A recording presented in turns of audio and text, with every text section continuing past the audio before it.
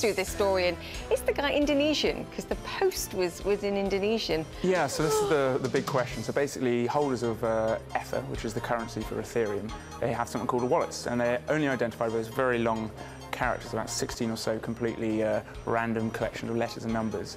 And so we spent a few days trying to work out who might be the biggest holders of this, and it's pretty much impossible to identify a wallet with an individual investor. The one exception being that there was this sort of slightly mysterious Instagram post from an Indonesian investor who claimed credit for it.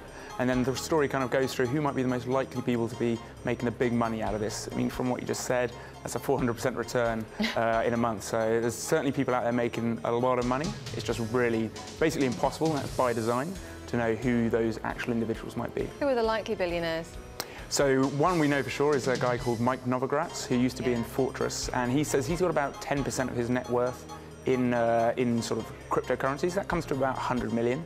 The other two most likely candidates are sort of the founders of Ethereum. So that would be Joe Lubin, who is said to have perhaps hundreds of millions in this currency alone, this single currency, and also the original creator, a very young Russian, 23, called Buterin, who has said on Reddit, so not entirely reliable, but on Reddit at least that he has about 100, 200 million of that.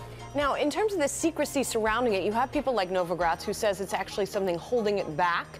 But then you have a lot of people who buy not just Ethereum, but invest in Bitcoin also, who do it just because it's secret. So is there sort of a tipping point coming where one of those parties is going to win out? I mean, does it look like anything's going to change here? I think they're pretty much at loggerheads. So you have, as you say, some people who perhaps want to treat it more like, kind of just a different form of currency, who would say, hey, we need to have some kind of sort of regulation here. We want some perhaps... To give it credibility. Exactly, because that's the big problem is, if you don't have who's on the other side, some people are saying, hey, I don't want to get involved in that because who knows where this money's coming from.